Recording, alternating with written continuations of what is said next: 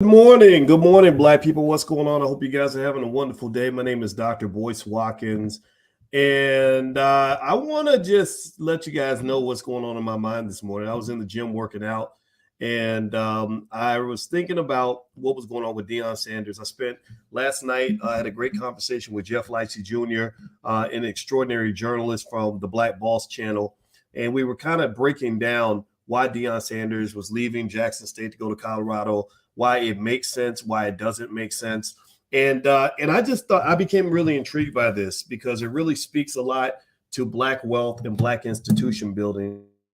It really says a lot about where we are as a people in terms of our ability to develop the kinds of institutions that can actually keep our best and brightest. When you talk about this, it's really disturbing that white people know that they can own anything in the Black community by simply writing a big enough check. It bothers me to know that white folks feel that anything that you have that's golden, anything about your culture, any of your extraordinary people, any of your wealth, any of your resources that they can have, any of your property, anything that's yours is always for sale.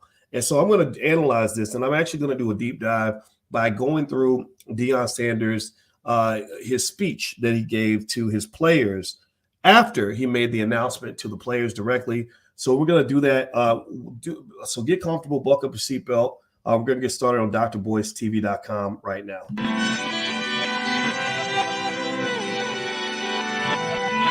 Here we are, clearing the isms, cataclysm, great. Our people out here struggling, trying to make it in this state. Everybody out here doing it, but we the ones who late. Now family, we the ones who gotta delegate. Get that money in the power, never be fake. Stick to cosign for 3. What did he say? Create jobs, support our own. Educate the same and buy back your home. Got 3 degrees, triple 10. 3 PhDs, now we on the CNN. DBTV, let's talk about negligence. Ignorance is bliss, but we can turn it to intelligence. Believe none of what you hear, half of what you see. Let's break it down here on Dr. Boyce TV. Here we are. Hey, what's going on, guys? Welcome to drboycetv.com, the home for intelligent Black people. My name is Dr. Boyce Watkins, and I am here to serve you, and I'm always going to serve you. I will never take a job at the University of Colorado. I don't care if they offer me $1 zillion. This is not for sale. We ain't trying to get up out of here because I think that hanging around you guys is the best privilege in the world, and that's never going to change. And I want to say hi to everybody before we begin. Do me a favor, hit the thumbs up button, thumbs up, smash that thumbs up like button. Also, make sure you subscribe right now to the channel and hit the notification bell so that you can be notified when we go live. That way, if they try to shadow ban the channel, we'll still be able to stay connected. And another way to stay connected is you could text the word Boyce to 31996, text Boyce to 31996. And also, this podcast is on Spotify and Apple and anywhere you get your podcasts. So let me ask y'all this. First off, let's just do a quick little straw poll, and I'm gonna guess to see what the reaction is going to be. First of all, let me ask y'all this. First off, how many of you have been following Deion Sanders choosing to leave Jackson State to go to Colorado? Give me a yes or no if you've been paying attention, if you've noticed any of this, if you've seen any of the press conferences, any of the conversations that have been happening, any of that. It looks like his son Shiloh is. I think Shiloh's the defensive back. His other son is the quarterback, if I'm not mistaken. I think the quarterback son, I believe he's probably going to transfer. The other one, Shador, I think it's Shador. That's his name. He's got talented kids. I mean, the man's got some great genetics. He's an extraordinary athlete. He's one of my favorites of all time. And I've been following it because I'm a fan of Deion Sanders. I'm a fan of college football, but I'm a bigger fan of Black people. I'm a bigger fan of Black institutions. And I'll tell you what, I've never spoken at Jackson State. I've spoken at Grambling and a couple other places, but never at Jackson State. But I do know some people down in Jackson, Mississippi. It's an amazing place with wonderful people. And so that's what draws my interest in this topic. So as Jeff Lightsey Jr. and I were talking about this, we were sort of going back and forth, and we went back and forth for a couple hours last night. If you go to drboycetv.com, you can actually watch the conversation. Our goal was really to have a discussion that reflected all the different perspectives. And really, when you talk about Deion, a big point of view is it's a lot of money. And that's you know, that it pretty much is kind of where the conversation sort of starts and finishes. There's a little bit of a discussion about what it means to coach big time college football. I think you got to be real careful about that kind of language, because when you say, okay, I'm gonna go to this white university because I want to go to the next level, just know that is, unfortunately, that is defeatist language for Black people, because I believe Black people are the next level. I believe that we're the highest level. I don't think that that you have to leave your own community in order to reach a higher level, and that's really important for you to understand, because I don't see Asian people saying, well, I got to send my kids to a Black school so they can go to the next level. You don't see Jewish people saying, well, I got to go work for a Black man because I want to go to the next level. You don't see that. You don't. Give me a yes or no. Yes or no. Have you ever seen an Arab or Mexican person say, I want to go and send my kids to a Black institution and have them educated by Black people and have them work for Black folks because I really want them to go to the next level? Have you ever heard that? I've never heard that. And so let me just tell y'all this. And I think someone asked, did I invite Deion to be on the show? I don't know Deion personally, but if he ever wanted to come on, I would listen to him, because I don't hate the guy. I don't hate what he's doing. I get it. I was raised in an environment where you'd be stupid to turn down an opportunity like that. That if you get offered that kind of money to go and be on TV, that you are a damn fool for passing that up. Why would you want to hang around some lowly Negroes who broke ass university that's run by Black folks when you could go be in Colorado and make all that money? That's what we were raised on. Many of us were raised on this, and I get that 100%. I'm an expert on money. Like, I understand. If anybody understands the power of money, it's me. So Deion never wanted to come in and talk and explain his point of view, I would hear him out, and I'd be willing to bet you that he's probably conflicted about the decision. I don't think he's just doing it and not thinking about the people he's hurting. He's thinking about all of that. And but I also think that you have a right to reflect your point of view, and actually your perspective matters more than his and matters more than mine. So what I did was I did a poll. I did a poll amongst intelligent Black people, and I said, here's the specific question I asked. I put this on drboystv.com. I said, do you agree with Deion Sanders' decision to leave Jackson State University for Colorado? Well, amongst you guys, the poll was pretty split. 53% of you said yes. 53% of you said no, I do not agree. You do not agree with his decision. 47% of you said yes, I do.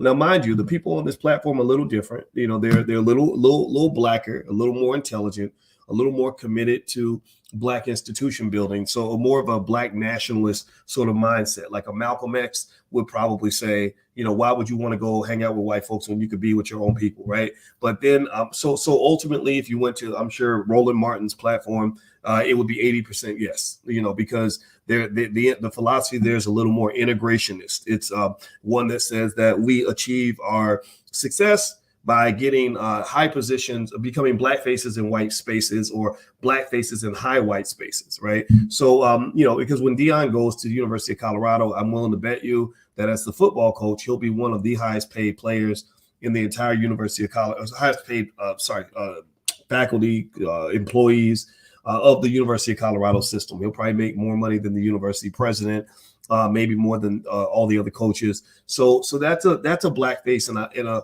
high financial place. So there's a lot to see there, a lot to unpack. So what I wanted to do actually was do a deep dive dissect of Deion's speech. Deion gave a special speech to his players where he showed them the respect of sitting down with them and talking to them about what he did and why. And he said, I want you to hear it directly from me. And I recorded some of that, and I'm gonna try to see if I'm gonna take a real big chance by trying to see if I can live stream share this speech and literally pause it at certain spots to point out certain things that I'm picking up on, certain points I might agree or disagree with. I think that Deion, I think it is a sign of respect that he took that time to kind of have that conversation.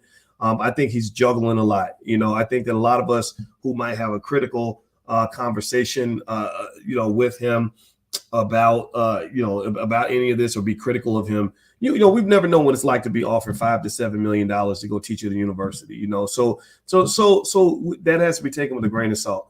Now, somebody says I had a whole conversation with you on Facebook Messenger and realized it wasn't you. Yeah, be very careful, Royal Priest. There's a lot of Boyce Watkins impersonators on the internet, and they will reach out to you, message you in your inbox, and then try to get you to invest in something or give them money. Don't do it. Make sure you report that account because they're all over the place. You can't stop it. They're like roaches and flies. Sometimes they even come into the chat, and we just try to get them out of there. So if you see it, just report it and don't get taken. Now hit the thumbs up button, thumbs up, share, subscribe. Also, don't forget that tonight, my wife and I, who's a therapist, our Black Financial Therapy Department in the Black Business School is actually hosting a Black Family Wealth masterclass where we're going to basically show you how to work on your relationships with your loved ones and your relatives, starting with your spouse, boyfriend, baby daddy, and build wealth together. A lot of wealth gets lost in the Black community because we can't work together. And when you can't work together, you can't build institutions. When the Jewish community built Hollywood, there's a great book called How the Jews Invented Hollywood, an empire of their own. And it shows how they worked together to build Warner Brothers and MGM and all these big studios that you see in Hollywood. They built the William Morris Agency. And now they don't just control their community. They also control your community. They control your most famous celebrities. Your most famous celebrities bow to them. Your strongest, most respected Black people, look up to these people. They're afraid of them. They get terrorized by them. Well, that's because they work together to build power. So I'm a big believer in building Black institutional power, and that's what the Black Business School does. And that's why we've created the first ever Black Financial Therapy Department to dissect in extreme detail with the best therapists on earth and the best financial experts on the planet to figure out what psychological barriers exist to keep us from getting access to Black wealth. And my beautiful Black wife, who is a highly trained therapist and one of literally 1% of 1% of Black women, who is a full professor of social work. She's been working with couples and individuals for 25 years. She also is a certified clinical trauma professional, and my PhD's in finance. So we're bringing together the best of both worlds. We're doing a Biggie and Pac, me and my baby, and we put this department together, and we did it for you. So if you'd like to join the Black Family Wealth Masterclass, just go to my website at boycewatkins.com. We get started tonight. You can feel free to join us. We start at 8 p.m. tonight, and you bring your whole family. All right, so let me see if I can play this. I'm going to do a test. I never actually shared a video in this capacity. I'm going to play it for a minute, and I need y'all to help me out. I need y'all to give me a yes if you can hear Coach Prime. I know y'all can see him. I assume you can see him, but I'm going to play him, and I want you to give me a yes if you can hear him talking, okay? So give me a second. Give me a second. Y'all got to forgive me. I ain't old, but I ain't no spring chicken. So sometimes the technology, I'm always figuring it out. All right, but here we go. So give me a yes if you can hear him. Hold on. Real camera. Y'all good. Y'all good. As you said, y'all won. You won. You good. We kick it back. We won. Okay, down to the nitty gritty. I know y'all been hearing the rumors and everything that's been transpiring around about my whereabouts and what I'm going to do. And I'd like y'all to hear it from me and not anyone else. It is what it is. Either in coaching, you can elevate it or you can terminate it. Ain't no other way. You can elevate it or terminate it. And ain't no graveyard for coaches where they die at the place. It don't work like that. They either gonna run you off or you gonna walk off on your own regardless. I've chosen to accept the job elsewhere next year. I'm gonna finish. Okay, so thank you all for letting me know you can hear. Now, JD Floyd, you're the only one who said no, but everybody else said yes, you can hear. I tried to turn it up as loud as I can. That's as loud as it'll go. But I can hear it. And what I'm gonna do is actually pause it at certain times to kind of dive into what Prime says and kind of give you a point of view on it. First off, he says that in college coaching, you either get terminated or elevated. You either get terminated or elevated. He said you either get run off or you walk off. So that was one thing Coach Prime said that was really interesting. Is he said you either walk off or you get run off. Now I want to ask y'all a question. Give me a yes or no. Give me a yes or no. How many of you believe that Jackson State University would ever run off Deion Sanders? How many of you give me a yes or no? How many of you believe that Jackson State University would just, let Deion coach for 5-10 years and then run him off? Like, just, get up out of here, man. We don't like you no more. We done with you. You're garbage, man. We hate you, bro. Do you think that's what was gonna happen with him? No, I don't think so. I would find it hard to believe they would ever run him off. The only way I could see them running him off is if he was 85 years old and going a little senile and couldn't run up and down the sidelines, or if he got into some terrible scandal where he was doing terrible things to, the children in the neighborhood or something, crazy, like a Sandusky type of thing. Like that's where I could see him being run off. But outside of that, I couldn't see them running him off. He's not, so that they just starting with that narrative is a little bit of a problem for me, because these are young people who are impressionable, who are going to just believe what he says because he's Coach Prime and they love him. And I love him too. But, as from one 50-some-year-old man to another, I'm going to say, come on, man, that's not true. You're not going to get run off. You're walking off. That's what it is. You're walking off. And it's okay. I get it. You're walking off because you want to level up. The level up is one, more money, two, a bigger stage. That's what you're leveling up to. Now, here's the interesting part of that narrative too, though.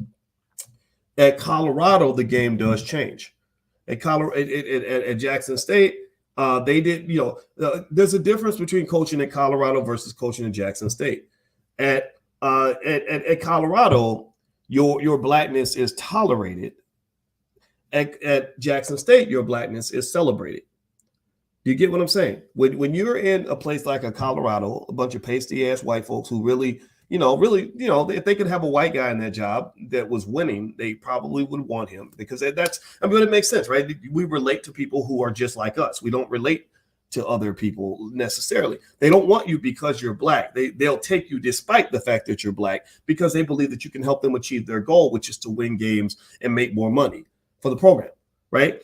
At Jackson State, there's this extra cushion that they would probably give you because they just love you as a black man. They want to see a black man do okay. So if you had a bad season, you went 5-5 a couple years, they're going to say, oh, well, we love Coach Prime, though. Look at what he does in the community. The students love him. He gets the band pumped up. He's a great guy. They're going to think about that. You think Colorado is going to consider any of that? Let him go to Colorado and go, have a couple of losing seasons in a row. Do you think that Colorado is going to consider any of that when they're deciding whether they're going to pay him another $5 million, $6 million for the next season? No, the answer is absolutely not. So you're going into a space. Now you're going into a space where that, walk off or run off or get run off mindset does apply. It does apply. At Colorado, that's what I mentioned to Jeff. I said, I don't think Deion's going to be at Colorado more than maybe 3 or 4 years.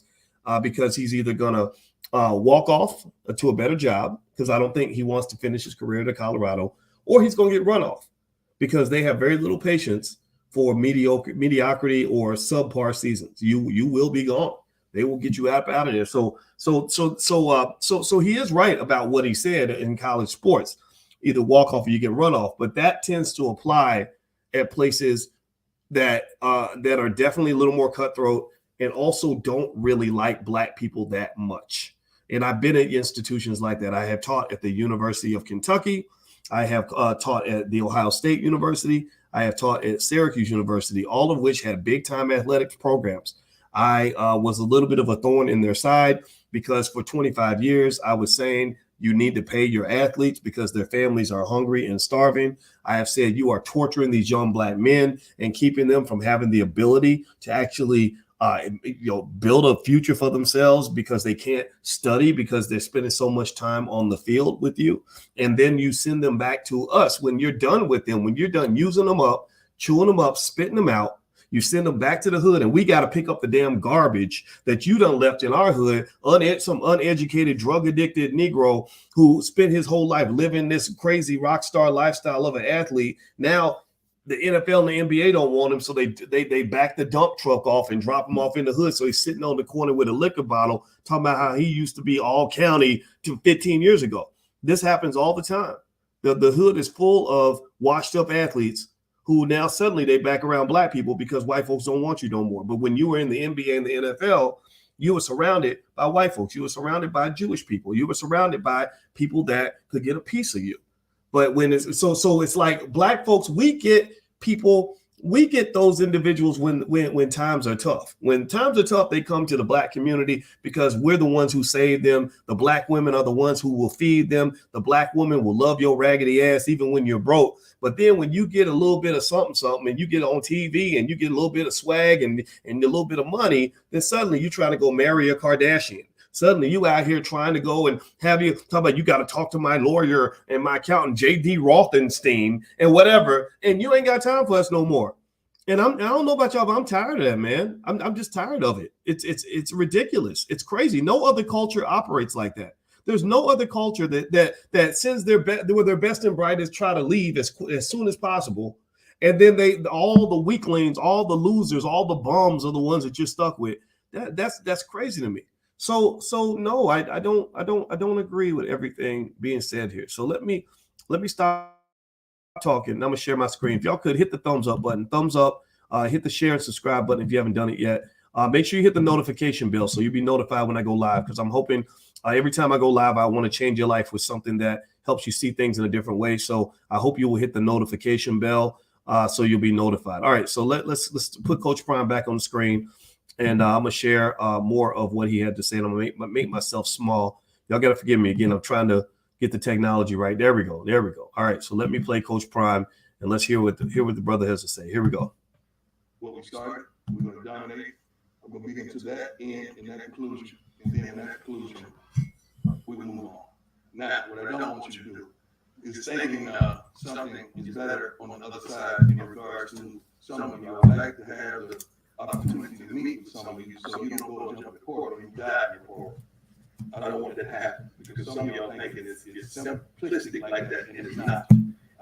That portal will be loaded on Monday, fellas.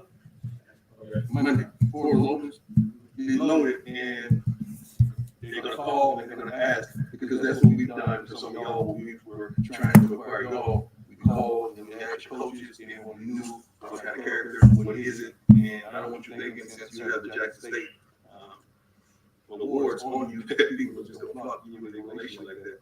This is one of the best universities that certainly in the FCS that you have opportunity to play, because of all the bells and whistles and these particular things that we brought here. And I'm trying my best with this wonderful gentleman to help choose this next guy for you. My recommendation goes to TC. They know how I feel about TC. I want TC, and several staff members are going to be retained here, but that's mine. I would love someone in the house, because I don't really know how y'all would act with somebody outside the house coming in to really not understand how we function, how we get down. So. Okay. All right. So let me stop sharing. All right. So let me pause it right there. So he says a couple of things that were interesting that can be seen as loving honesty to some extent. You know, I appreciate the honesty of what Deion shared right there. He talks about going into the portal. And what he means by that is, from what I understand, that he's talking about athletes. He's warning his players, look, don't try to come with me. Don't try to come with me. Don't try to transfer, just because I'm transferring. Because number one, a lot of y'all ain't coming with me. A lot of you players, you were good enough for Jackson State, but you're not good enough to play at Colorado, so you're not coming with me.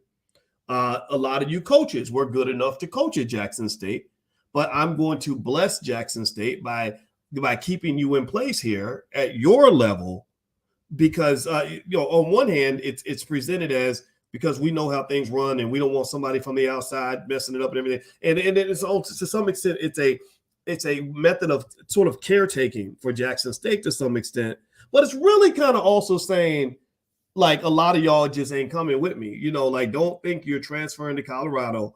I loved you, but I loved you here. It's like you're telling the side chick, I can't be, you're not going to be my wife. You are a wonderful girlfriend. And I get it to some extent, right? It makes sense. When I married my wife, I can't marry everybody. I dated women before my wife, and they were awesome, but they weren't my wife. You understand? So yeah. So when I leveled up in that way and leveled up in my relationships, maybe there was a disappointing conversation or two that had to occur to say, hey, my life is changing. and this is not this is for her. This isn't for you, right? This is this is a different situation now, right? So I get a sense, and I think about this because I remember when Wendy Williams was going to leave to go to television, and I knew Wendy. I was on the Wendy Williams Experience on her show several times when she was on radio, and I loved going on there. It was an honor. It was the biggest radio show in New York City.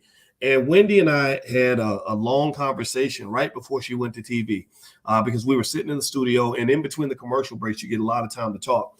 And I remember, and I had very similar conversations with Al Sharpton back then. This was back 12 years ago, back when I talked to those. I never talked to Wendy or Al for years, but back then I used to talk to them all the time.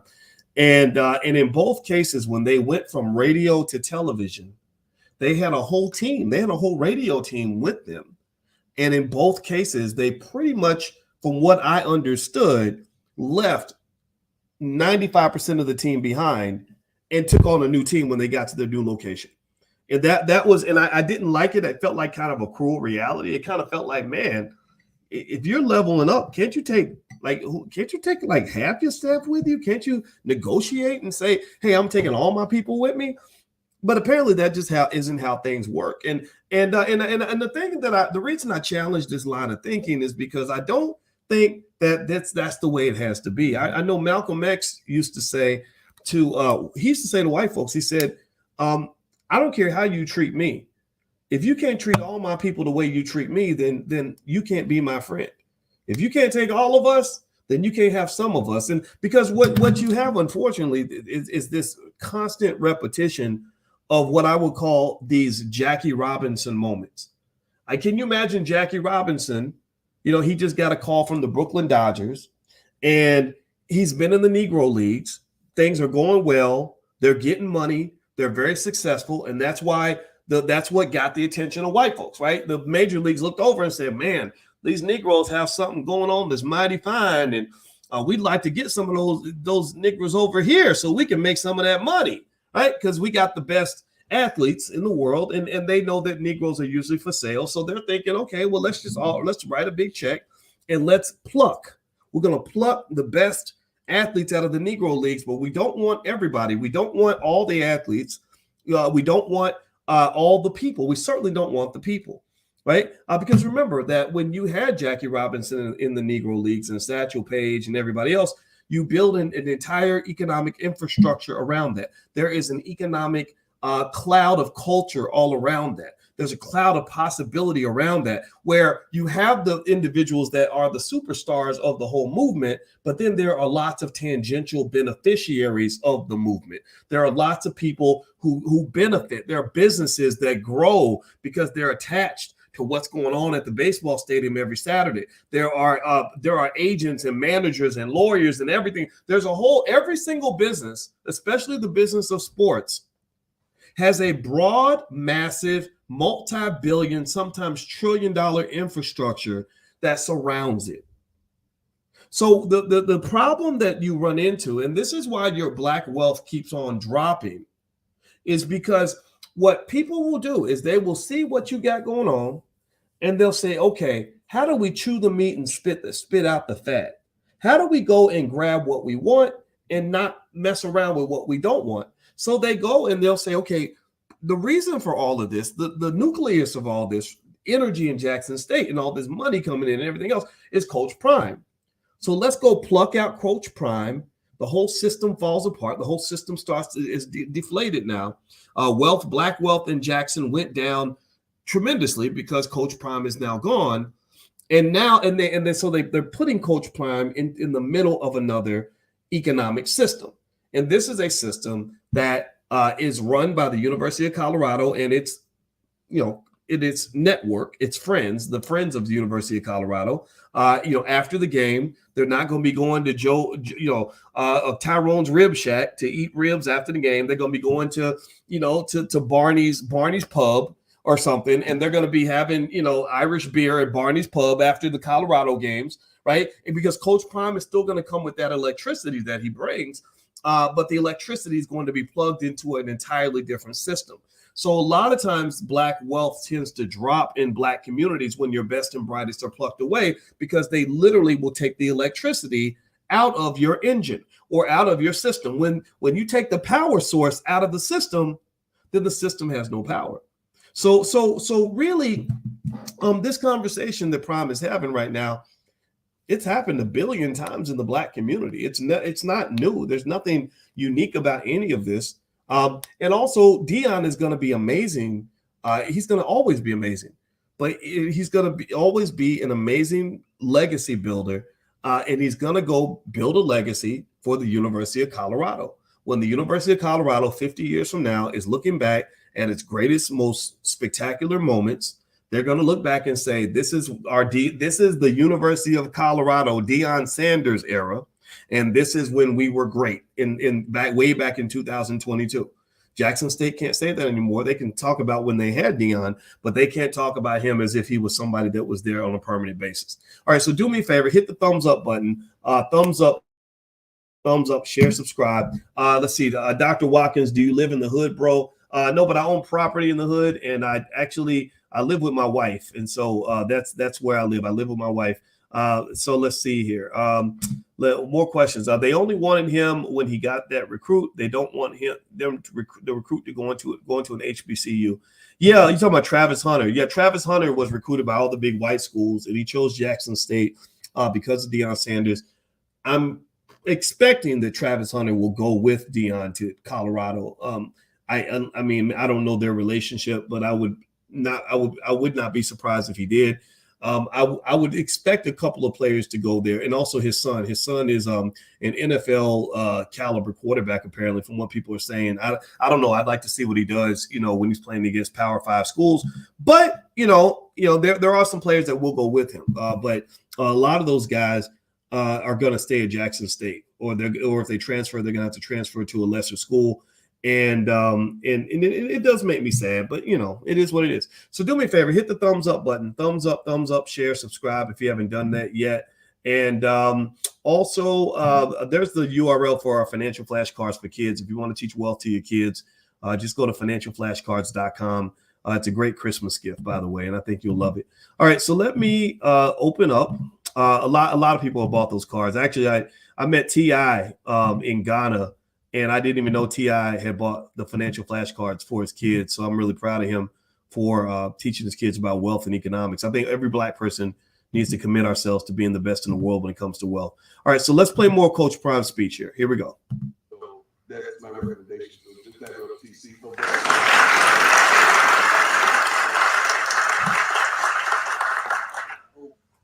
That's how it goes down. But that's not his sole decision. So don't put it on him. He has a hierarchy that he must go through for that to happen, right? I would not be handling with this man. But all you have no idea the trials and tribulations that we threw it back worked out with some of the things that you don't even know about, some of the things that y'all have no idea about. And I'm not tired of fighting whatsoever. But if I heard my voice on comment, don't second guess of my hearing ability. I know God. And I know when he shifts, and I know he moves, and I know how he gets out of me. I always question things when I was a player. How can you be so dominant and have to play for 5 football teams? That don't make sense to me. I asked God that often. But then I had to understand when he's taking you from faith to faith and glory to glory and allowing you to change in different places. That's why he would allow me to play for 5 different football teams and 4 baseball teams, because it doesn't supposed to happen like that. But I understand the calling that he has on my life. And I feel like I got to do something about it. It's been 4 or more African-American head coaches at the next. Okay, let me pause right there. Let me stop again. All right, so give me a yes or no if you notice that Deion Sanders references God a lot. Does anybody notice that he references God in his commentary? And I think that's a good thing. I think God gives us a lot of power and everything else. And I'm a man of God. I just don't go to church. I believe in God. I believe in the universe. I believe in a higher power, right? But one of the things I have to really ask is this. Do you think it's a coincidence that when God speaks, God just happens to recommend the job that pays the most money? Like, is God really driven by the bag? Like you say, he says it's not about the bag. It's not about the money. But I'm really just trying to figure this out. Like, so would God have recommended the University of Colorado if they weren't offering $5 to $7 million a year? I think the answer is no. And I think that unfortunately, I would probably leave God out of it. You know, you mentioned that God told you to come to Jackson State. Now God is saying, you know, to hell with these Negroes. You know, you need to go out there and hang out with white folks for a while. I just don't agree with that. And I really feel that God language, God talk is how Negroes get duped on a regular basis. Black folks, people trip y'all up all the time by invoking God. Y'all know even during slavery, they used to tell you that God wanted you to be a slave. God wanted you to be a good slave. Y'all do know that, right? Y'all do know that how religion has been used for a very long time to control the minds of Black people. Now, I'm not sitting here trying to say Deion's trying to do all this, but you bring in God into it, man. You don't know what God really, I mean, you could tell me what God told you to do. I don't think God told Deion to do any of that. I think Deion told Deion to do those things, you know, and I think that part is, again, it's speaking the language of the people that you're talking to persuade them of something. I bet you that in many of the press conferences he does at the University of Colorado, you won't see as much talk about God as you see at Jackson State, because Deion's smart. He knows that he's in the Bible Belt, and it doesn't mean he's trying to deliberately be disingenuous, but I really wish we would just kind of leave God out of it. I think it's a decision. It's a personal decision. It means, you know, the decision was that you wanted to go to Jackson State because no other school would give you an opportunity. Jackson State took you in. Everybody acts like Deion, that Deion just did these things for Jackson State, which he did. He did a lot for Jackson State, but Jackson State did a lot for him. According to Jeff Leitchie Jr., who's an expert on HBCU sports, he said Jackson State was the only school that would even give him a chance. So Jackson State, you know, hooked him up, and Jackson State gave you your swag. Black people have a cultural capital that people don't recognize. We validate culture in a way nobody else can. Why do you think Kanye West can sell those funny looking overpriced shoes all around the world for all that money? Well, because he's been validated and he's got a stamp of approval from us. When I sat with the former CEO of the Air Jordan brand, Larry Miller, Larry spoke at the All Black National Convention. He's a good brother. And he did mention to me that they pay a lot of attention to what urban Black youth are wearing, because that helps them decide how they want to design their shoes. So Black people, you know, we have a culture that's beautiful. So when you're in that space at a Jackson State, I think that you can light up that space a little bit different, because it's not just because you're there. Remember, Deion is the spark, but the engine of that spark comes from the people around him. It comes from just the vibe of that school. On ESPN, they were talking about how college game day at Jackson State was better than the college game days that they have at these pasty white universities. So I think ultimately, I kind of cringe when I heard the part about God, because God also could have told you to be with your people. Why does God always lead you to the white man? Seriously, is the white, is he, you know, because if really think about this is not necessarily being led by God. This is being led by money, which I get it. Money's important. I understand money. I value money, right? But the white man controls the money. So if you tell me, and think about this. So if you are always led by the money, then you're always going to be led by white folks, because white folks control all the money, which means that there's nothing in your community that they cannot buy. And then if you say God led me to the money and the white man controls the money, then you're effectively saying that the white man is your guide. Do you understand what I'm saying? Do you follow what I'm saying? Some of what I said might have went over some people's heads. Some of it may, you know, but I need you to understand it's a concept called correlation. Correlation is a statistical concept that means one thing's connected to the other. So if I say God led me to go to the job that pays the most money, and the money is controlled by white folks, and white folks control, so I'm really saying that I'm going wherever he wants me to go, because they can write the biggest check. They got the biggest bag. If you ain't got a bag, you can't get my swag. If you ain't got a bag, you can't get my swag. If you don't have money in the bank account, then you can't get my attention, which means Black folks cannot compete when it comes to keeping the best Black talent in that particular criteria. You're fighting a battle that you cannot win. You cannot defeat white America in the dollar bill competition because they have 100 times more money than you. They spent 400 years stealing all your wealth and won't pay you a nickel of reparations until you grow the testicles to stand up and to these damn politicians and stop voting for people that aren't going to do right by you. Seriously, you ain't got no balls. You don't have no guts. You're scared. You're punks. That's why they play you like that. They laugh at you. They come in, they start talking about, well, God told me to make sure that Donald Trump doesn't get reelected and souls to the polls. And after we go to church, we're going to go vote. Vote for what, man? Seriously. So my point is, let's get back to it. I just really want you to understand this. Like when you're playing that game of money and cash flow and capital, you're not gonna be able to win that game. So you have to play a game that works in your favor. So the only way Black people can withstand the massive economic power possessed by the white community is if you form a currency that money cannot buy.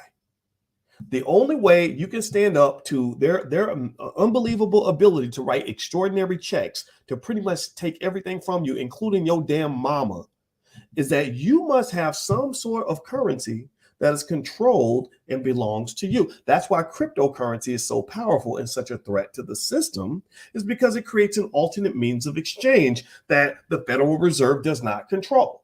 I'm not going to go into crypto, but that's what makes crypto powerful, and that's what makes it a little bit dangerous. So you got to have your own cultural cryptocurrency. The cultural cryptocurrency is, okay, Colorado, I know you can write a big check. You could probably write a check for $1 zillion a year. And a zillion's a big number. I don't even know how much a zillion is. But there are things in our community that no check can actually own. You can't take these things from us. See, Jewish people do that to you. I mentioned this last night. I said, I want you to go to a Jewish community, a Jewish controlled community. And I want you to go in, I want you to write $1 zillion check and try to buy that community. I want you to offer them 10 times the economic value of that property and see if they sell it to you. You think they're going to sell it to you? No, they're not going to sell it to you. They're going to say, no, you can't write a check big enough to get this thing from us. Or I want you to go to, a Chinese neighborhood. And I want you to open up a Chinese restaurant. I want you to sell the best food. And I want you to look at other competition. I want you to cut the price in half. And I want you to have the best food at the best prices. And I want you to see how long it takes you before you go bankrupt. You're going to go bankrupt because there are things that you cannot buy. Money cannot buy certain things. That you can't buy their loyalty. They're not going to like you, no matter how you can make the food free. They would turn down free food because they're just like, no, we support our own. We love ourselves. We have something that you can't have. And so the question that I keep asking you guys on a regular basis, and it's very interesting that we cannot answer that question. I say, what do you have in your community that is simply not for sale? Do you have anything in your community that's not for sale? See, in the United States, there are certain things that for national security reasons, they will never sell to China. They will not let China own all the TV stations and all the radio stations because they know that they would then try to control the culture. You sell BET in a second. You happy as hell that they own BET. Next thing you know, they controlling your culture. They got more influence in the minds of your children than you do. Why? Well, because everything's for sale. It's, as long as somebody writes a big enough check, it's okay. You can't think that way. You can't win the game of powernomics if all you know how to do is speak the language of money. If all you know about is money, and money is the motivator for everything you do, and God always guides you to the biggest bag, then you might as well just go find the nearest white man, get on your knees, kiss his feet, and call him your Lord and Savior, Jesus Christ, because that's what the fuck he is. Do me a favor, hit the thumbs up button. Thumbs up, share, subscribe if you haven't done it yet. And also feel free to go to boycewatkins.com. I love to talk about economics and wealth and all that stuff because I'm tired of being on the losing team. I'm like Coach Prime. He's a winner. I'm a winner too. I don't like losing. So I really hope that you will buy your kids some shares of stock over Christmas. Show them how to buy some property. Teach them some things that are going to help them compete in this world. Unless you want to keep on losing. I don't want to keep on losing. So let's go back. Let's open this up. Okay, I'm gonna play Coach Prime again so we can finish dissecting his speech to his players. Here we go. I haven't heard not one other than a candidate like myself to replace him. So to me, that's a problem that many don't think about, but that's a problem. If someone don't step up and step out and hold it down for us, that's a problem. And many of these detractors, I guess they don't understand. College football consists of 70% African American. I don't care where you're at. It just happens to be more at HBCU. But it's not like I'm not going to speak into the lives of African American men and women alike, because my challenge is still to promote change, no matter where I am. And I'm going to be me. I'm 55 and I don't plan to change no time soon. God made me like this, and I think God's pleased with what He's created. This is probably the toughest moment for me ever because it involves y'all. If it didn't involve y'all. Okay, let's pause it right there. All right.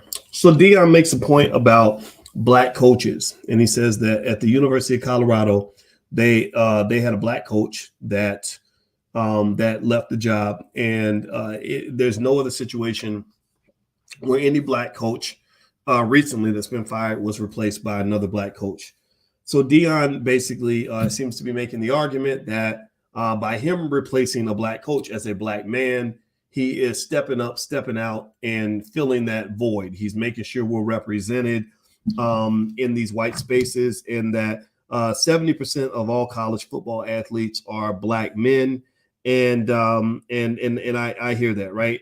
And I get that. I understand that. I was on the faculty at big white universities. When I went to Syracuse University and I joined the finance faculty, they did not have any African Americans anywhere in the entire business school. So a lot of the students were very happy to see me because I was the only Black man within a 100-mile radius, or at least the only Black man who wasn't afraid to speak his mind. And so that was rewarding, for all of us in that space. And that was how I thought up until about 2006. My viewpoint changed in 2006 because that was the year I met two men that I will admire for the rest of my life. One is named Dr. George C. Frazier. The other is Dr. Claude Anderson. What Dr. Frazier helped me understand when I went to that first Power Networking conference in 2006 is that Black people always feel that we have to be in institutions that are not controlled and run by Black people, that we feel that we always have to be in spaces where we're surrounded by others in order to represent. We got to represent. We got to go search out that job and become that one Black face in a room full of white people. And then we wonder why we don't have any power. When I was at Syracuse University and I was that one Black face in a room full of white people in the finance department, I was constantly outnumbered. I had nobody that understood who I was. I had none of the initiatives that I wanted to pursue were ever getting pursued, because basically it wasn't that they wanted me there because I was Black. They allowed me to be there despite the fact that I was Black, right? They tolerated my Blackness as long as they could. The second person I bet that year, Dr. Claude Anderson, taught me about the value of being radical. And he also let me know when I read his book, Powernomics, and also his book, Black Labor, White Wealth, that Black people are actually weakening ourselves when we consistently send ourselves and our children away from Black institutions in the Black community in order to achieve what we perceive to be some sort of economic success. That when you are sending yourself out into this space where you're surrounded by people who don't look like you, who don't identify with their cultural values, you're putting yourself in a very weak and vulnerable and dangerous position. If you don't believe me, go get a pack of Black people who all work for white people and take them out to dinner and then start a conversation that goes something like, let me tell you about what these white people are doing to me on my job. If you start a conversation like that, like, man, these white people on my job drive me crazy. They mean. Like, you start a conversation like that, you'll be talking all night. You'll be sitting there, you're going to shut down the restaurant with all the complaints of microaggressions and mistreatment and racism and discrimination that they're experiencing on a daily basis. But yet we consistently, like a woman in a bad marriage who loves that man, even though he hates her guts, is constantly coming back because you don't believe you have nowhere else to go, because you always feel you got to represent and be in these spaces where they don't really like you very much anyway. Those are not your spaces. Those are not your spaces. I don't know why on earth any black man would feel like I have to go and take a job at the University of Colorado because another black man just got the shit beat out of him and got fired. Like I got to go take his place. I got to go take the whoopings for him. But what are you talking about, man? Like, what is I mean, seriously, pay attention now. Remember, the University of Colorado has a $2.1 billion endowment, which is about twice as big as the endowments of the top 10 HBCUs combined. They have a bigger endowment than all the top HBCUs put together. And ain't none of that being controlled and run by hardly no black people. That ain't your university. That ain't your institution. There's nothing about that school that says this is pro-black. This is here for the benefit of the black community. Nothing. So I need you to ask yourself this question. Do you see? Now, I bet you, let's flip it. Let's flip it so we can see it. I want y'all to really see this. Okay, so let's use an example that helps you see it better. All right. I bet you that if I go to maybe North Carolina A&T or Howard or something, I'm going to find a white coach somewhere. There's maybe a white golf coach or baseball or something, right? Or tennis, right? You think I find that? I'll probably find a white coach or a white teacher or something like that, right? Right? So let's say that white coach just has a hard time and he sucks at his job and the team is terrible and he gets fired. Do you think that white men are going to be like telling each other like, well, a white man just got fired from Howard University, so one of us has to go in there and represent. I mean, the Howard University golf team has a lot of white men on it, and we need to go in and represent our men at these institutions. Like, do you think white people even talk like that? Do they? I mean, do they? What do you think? Do they even have the same conversations that you have? You know, do they talk from a position of weakness or a position of strength? Do they go to spaces where people are like them, or do they go to spaces where people are not like them? You know, so that part of the conversation, I don't even get that. I don't even know why do we feel like we got to go and get a job? I mean, Deion Sanders is built to be a king. I mean, he's got the swag. He's got swag on 10. I love the most about Deion? That's the only guy I've ever seen who could tell you he's about to run a kickoff, a punt return back for a touchdown and then actually do it. He played for the Cowboys, and I remember he got the fans all hyped up and was telling everybody, like kind of just doing like his signal that he's ready, he's going to get the ball and do this and do that. That man caught that ball and ran that ball back for a touchdown, and I was a damn Cowboys fan. Okay, racist, even with racist Jerry Jones's ass. I just grew up a Cowboys fan. I love Deion, right? Deion's built to be a king, but yet you got this man talking about how he can't wait to be an employee so he can replace the last black employee that got fired, because that institution ain't your institution. Jackson State is your family business, because this is your family. When we talk to each other, we say, hey, family. Like if I'm at Jackson State, I feel like, okay, this is our institution. I'm pouring into the family business. I'm building legacy for the family business. You go to Colorado, you're not building legacy for the family business. You're building legacy for the University of Colorado. You are a hired gun, right? You're not a member of the family in that particular way. They may adopt you, you know, Gary Coleman style. You know, you had all those shows in the 80s where a white family would adopt a little black kid like Webster and shit. But Deion Sanders ain't supposed to be Webster, man. You ain't supposed to be Gary Coleman. You're supposed to be the head. You're supposed to be the head of a household.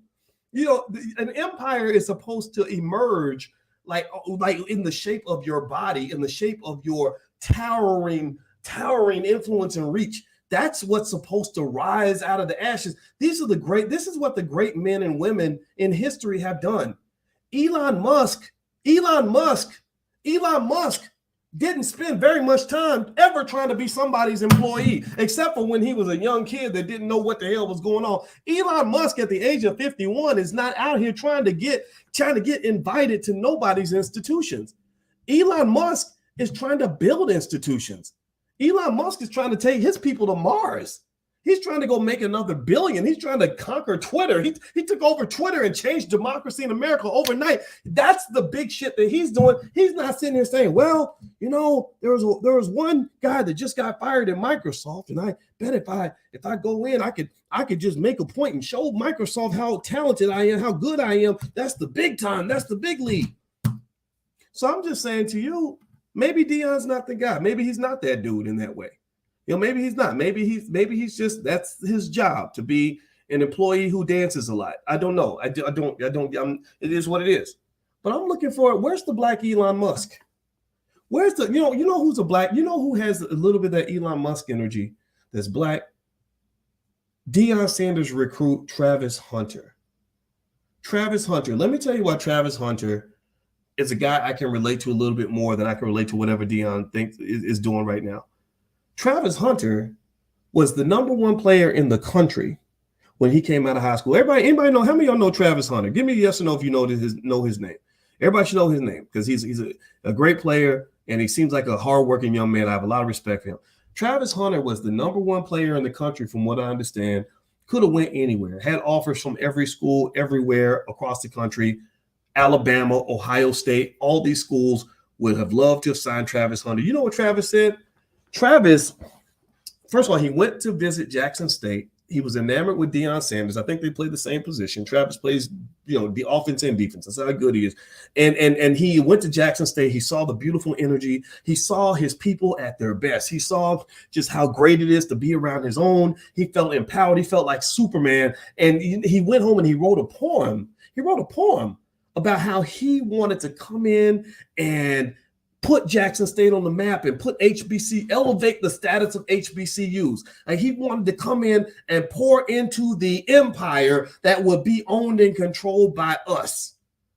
I love that, because that's the same energy that people have had all throughout world history. If you look in any society, the people who built the institutions are the people who don't need to go and search out your institution. They don't need your institution to validate them. They already know they're at the highest level, even whether you are on board or not. Like, see, it's one thing if I say, I need to go be next to that so I can level up. If I do that, I'm going to level up. It's another thing to just say, oh, I've already leveled up. I'm just waiting for the rest of the world to figure out that I'm already on that level. So when Deion says, I'm that dude, are you really that dude? I don't know. Are you really that dude? Like, if you're that dude, then you would say, yeah, I appreciate Colorado also offering me that money, $5-7 million a year, but I think I can make more than that by bringing revenue into the city of Jackson. And because I'm that dude, not only am I going to rise up and get paid, but all my coaching staff is going to get paid. All my players are going to get NIL deals. I'm going to keep on recruiting Travis Hunters to my school. And the city of Jackson is going to have an increase in the average net income because of my presence here in this space, because everything I have is contagious. And I'm going to just make sure every black person in this city has the same confidence that I have. I think that's pretty cool. Again, it's one thing when you can elevate yourself. It's another thing when you can elevate thousands or even millions of other people. That's kind of the energy that I'm really looking for.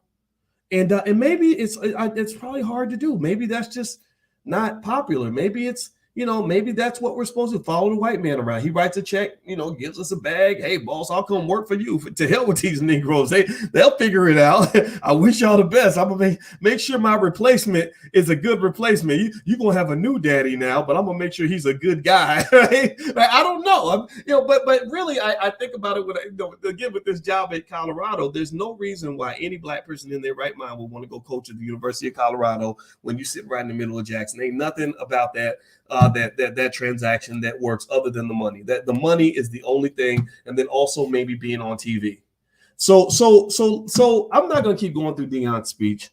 And really, truth be told, I have to watch myself, because sometimes when I talk too much, it sounds like I'm being mean or being hateful towards someone. I'm not trying to do that.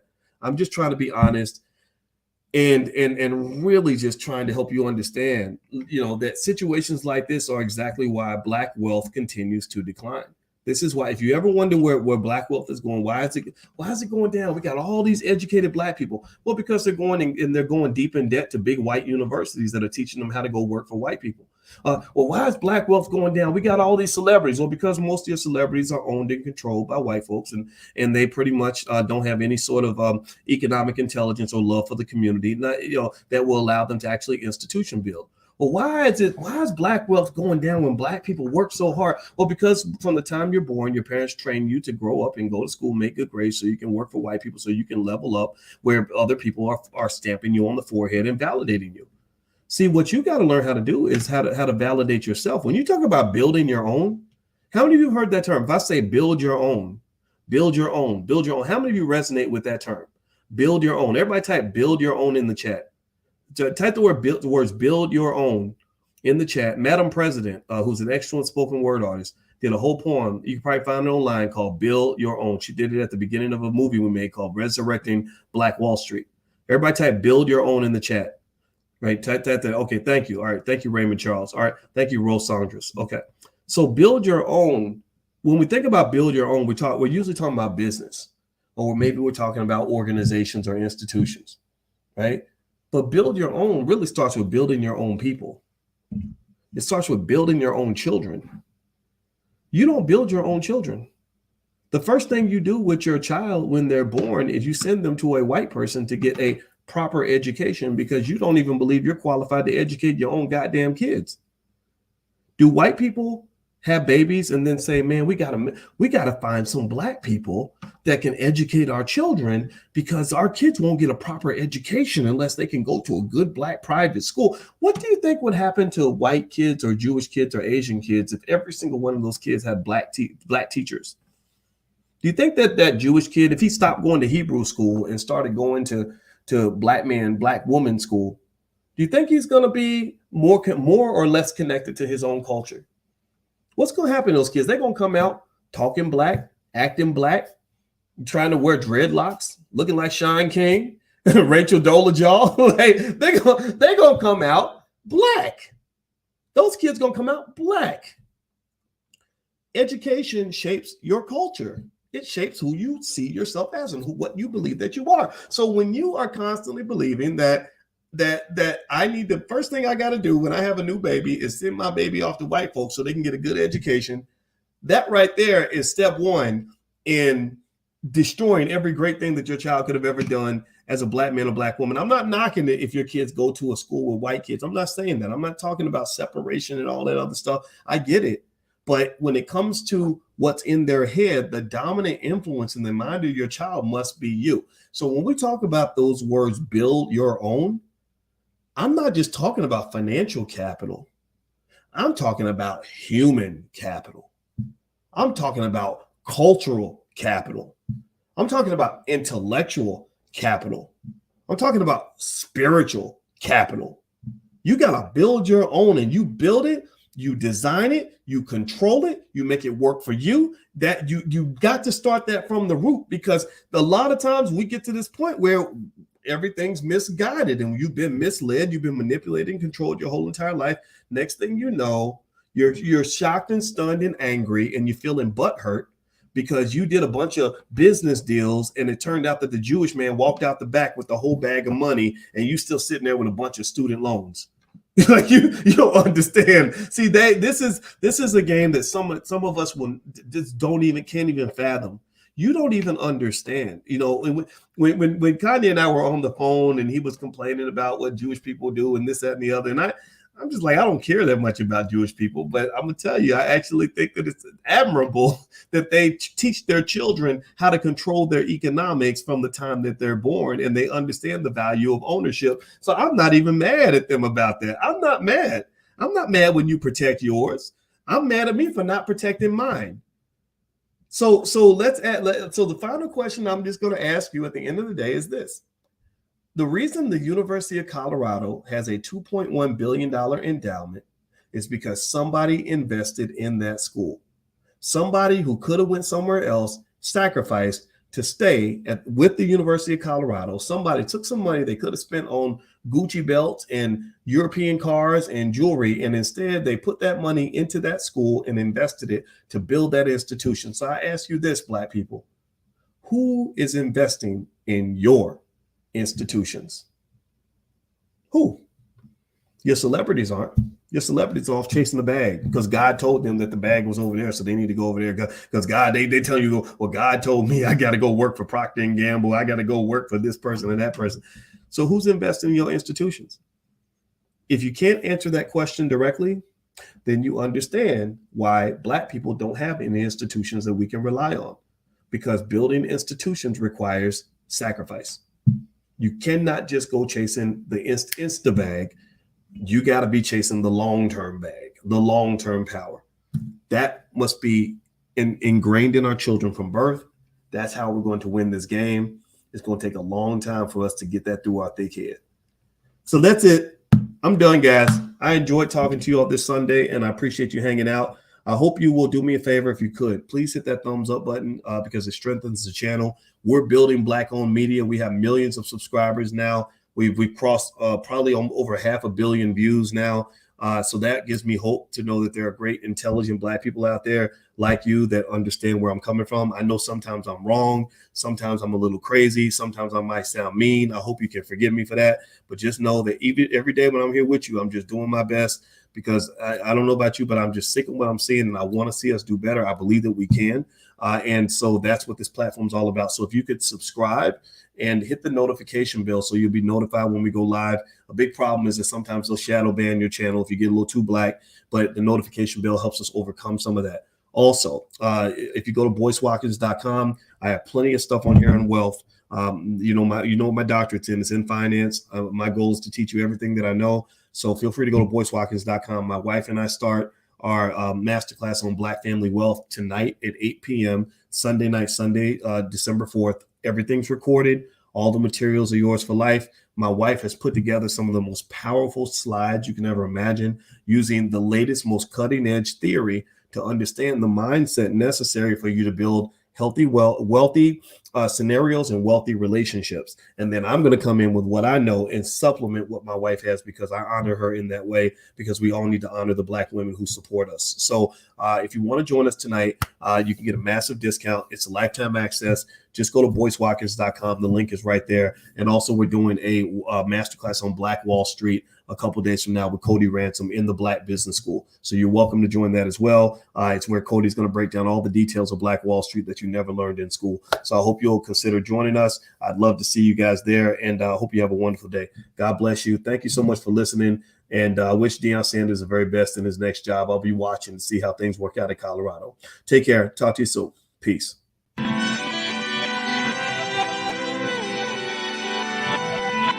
Here we are, clan the isms, cataclysm, great. Our people out here struggling, trying to make it in this state. Everybody out here doing it, but we the ones who late. Now family, we the ones who gotta delegate. Get that money in the power, never be fake. Stick to co-sign for 3. What did he say? Create jobs, support our own. Educate the same and buy back your home. Got 3 degrees, triple 10. 3 PhDs, now we on the CNN. DBTV, let's talk about negligence. Ignorance is bliss, but we can turn it to intelligence. Believe none of what you hear, half of what you see. Let's break it down here on Dr. Boyce TV.